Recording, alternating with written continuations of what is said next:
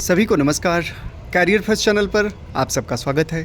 Dictation लिखने के लिए तैयार रहें। Ready start.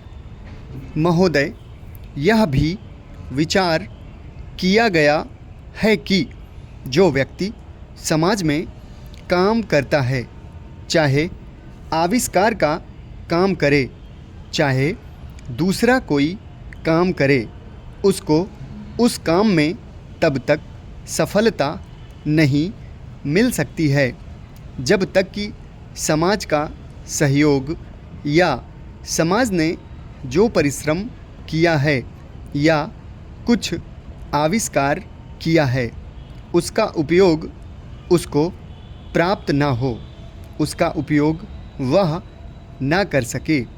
इसलिए जब भी कोई व्यक्ति किसी वस्तु का आविष्कार करता है तो आविष्कार करने में न केवल उसका अपना परिश्रम रहता है, लेकिन साथ ही साथ समाज ने जो काम किया होता है, चाहे विज्ञान के क्षेत्र में या प्रौद्योगिकी के क्षेत्र में या किसी अन्य क्षेत्र में, उस सब से भी वह लाभान्वित होता है। इसलिए जब हम किसी आविष्कारक के किसी आविष्कार के अधिकार की रक्षा करना चाहते हैं तो उसके साथ साथ यह भी विचार हमारे दिमाग में आता है, जिस व्यक्ति ने समाज की सहायता से आविष्कार किया है उस समाज को भी उसका फल अधिक से अधिक मिलना चाहिए। माननीय मंत्री जी ने भी कहा है कि पेटेंट लॉ इस सिद्धांत पर आधारित होना चाहिए। मैं समझता हूँ कि पेटेंट लॉ के पीछे दो सिद्धांत निश्चित हैं।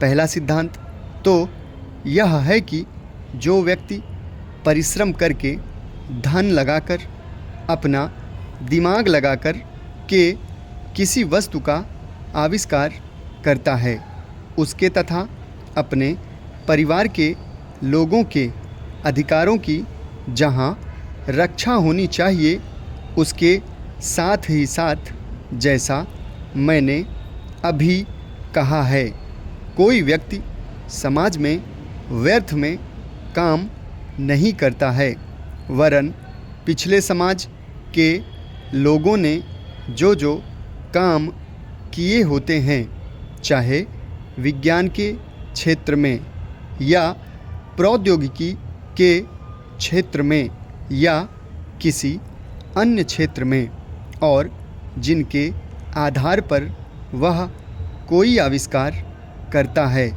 उसको उसका प्रतिफल तो मिले, लेकिन जो परिणाम हो उसका प्रतिफल समाज को भी मिलना चाहिए।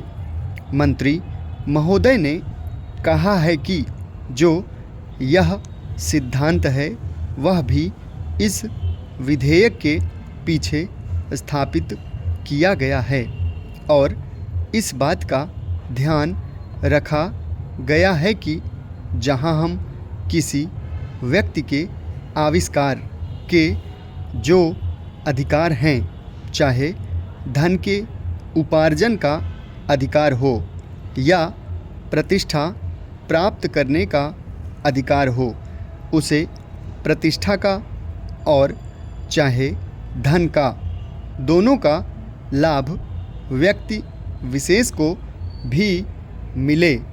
समाप्त। धन्यवाद।